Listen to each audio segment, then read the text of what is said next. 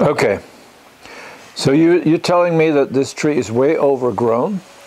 You have a very old-looking trunk, which was developed to look half dead. I have forgot to say about the nebari.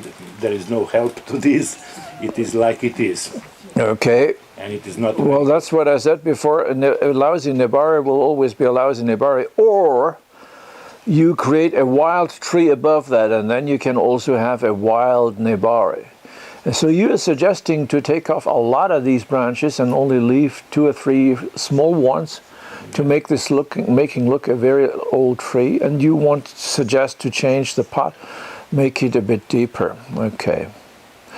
Let's start with the last one, with the pot. Yes, it's true that this pot for this tree is much too flat and too small. So we could change the pot, or we could change the tree. The pot and the tree have to be related to look good in harmony, meaning the optical weight of the trunk has to be carried by a certain optical weight of the pot. In this case, this is a big optical weight and it's very small here. So this is much too small pot. No, it's not. It's too big a tree. The tree is too big. The pot is okay. So let's take off 70–80% of that green up there, and then it will be in balance again. And that goes with your saying that, hey, this is a wild trunk. Why do we have a nice, healthy-looking tree that looks a bit like a broccoli, okay, like a vegetable? Okay, so I suggest that, yes, you can do that. I don't know whether Sebastian will hate me or not. This whole branch, just take off the green and make a shari of that. And then take off, make a shari of this branch here. Okay, gin it, okay, gin it. So take off about 80% of these branches, make some gins, and thin the rest. The only problem that you will have with this sort of tree, it hates to be pruned too much. So in Germany, every bonsai beginner goes to a nursery and buys himself a small cone, Conica, Picea Conica, because they're cheap and they look like bonsai. Now, every single person has done that. There must be thousands and thousands and thousands of Picea Conica as good bonsai. Where are they? Do you ever see them in the show? No, they don't exist. The older plants in my collection is Picea glauca. Yes, they only survive if you leave them alone like that. If you do nothing, then they will live. The minute you make a bonsai of them, do a lot, they will die on you. So all these, 99% of these are dead. All the rest, which are not dead, are overgrown.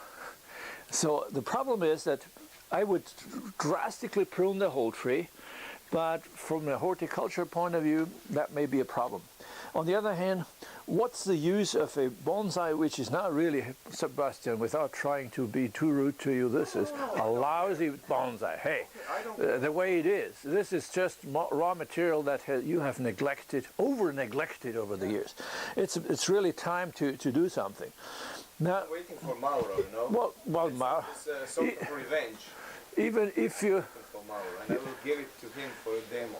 Because he gave me a buxus so dense like hell, to wire it last time in Feltre. So now I'm waiting for Mauro, and I will say, oh Mauro, please, can you just refurbish this Picea glauca for me? I understand. And wire it. So anyway, radically make a wild-looking tree with lots of dead wood up on top and a very light, only 3 branches. 3 branches will suffice. It may die on you afterwards because of horticultural reasons. So you're in good company. Okay. Okay. It is good to be in a group, to the main tree, and you can buy another 5. If you absolutely want to do the best for that tree, you find a lot more of these smaller ones, and then you may have a big group. I wish you good luck. Okay. Carpinus orientalis, the famous oriental one. with a small foliage, a very powerful small trunk. This is really a small tree. It's not a shohin anymore, it's what is called chuhin. The next size, for that size, it's extremely fat. It's a sumo style sort of tree. Sumo trees are now in fashion. It's state of the art. It's mainstream taste. Everybody wants to have a sumo tree, but of course you can overdo it.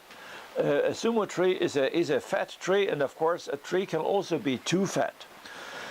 If you have a tree with this enormous trunk size, a good idea is to have a pretty large crown on it, because then the trunk does not appear to be all that fat, being too fat, being grotesque.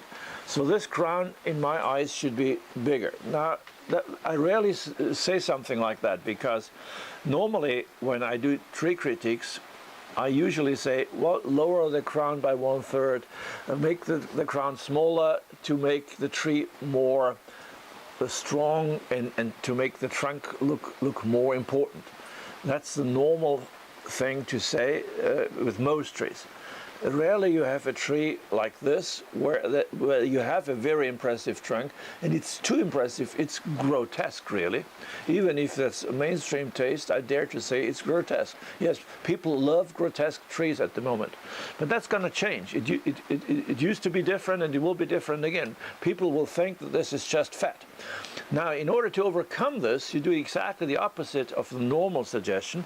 You make a larger crown, so that in relation to the crown, the trunk looks smaller. And that happens with a lot of these oriental hornbeams, which are having these enormous trunks. And then you should not make the mistake of making this tight crown. On the other thing is that some people would make a sort of bonsai crown on this with horizontal branches and a bit triangular. That's probably, I think, a big mistake. That's really a misunderstanding. You don't make a bonsai crown, a standard bonsai crown, onto a broadleaf collected tree, because the standard bonsai crown is a crown of a pine tree, of an idealist pine tree. So anyway, so what's the crown going to look like? Well, don't look at bonsai books, look at real trees.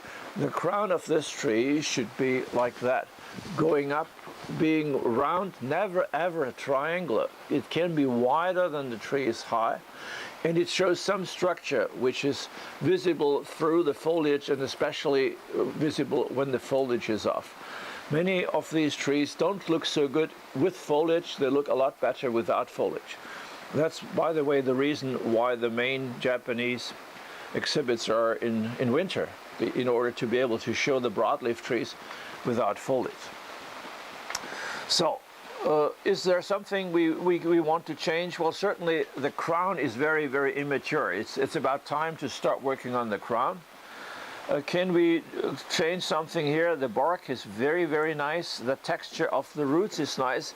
Often these collected hornbeams have very different structure and color of the bark from the roots to the trunk. That's because that part that I'm showing is above the ground, and the rest was under the ground. And under the ground is calcium limestone with some even iron, and then that makes a very special color, darkish brownish, onto the bark, which stays for the next 20 years.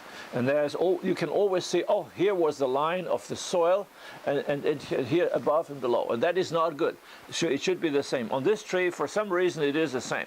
So that's good. You would have to wait a long time otherwise. However, there are ways to overcome that. For example, I put a lot of lime sulfur onto, just as I would do on dead wood on a gin. I put lime sulfur on the roots in order to bleach this color. And I put also some acid biotree cleaner on it to burn that old color away. I put it into bright sun, and so eventually it will look good. Here there used to be a big A root? No, it's probably was a sub-trunk or a branch. Somebody cut this off and left this mark here. I think this is a bit too much. So if I had this tree, I would probably drill a big hole in there and make this totally hollow. Otherwise, this looks a bit like done, man-made, artificial. But if it's hollow, it's also man-made, but interesting. So you add interest, you create interest. Okay, so the crown is just like that. That's the crown. Okay. Pot is fine. Size of pot is fine. Only the crown has to be 3 times the dimension that it has at the moment. Okay. Any questions? Any answers? Thank you. What do you think about that burn leaves? Is that for This is obviously something the tree doesn't like. Something. Maybe too much water, maybe too much fertilizer, or too little. Probably too much fertilizer. But it doesn't die from that.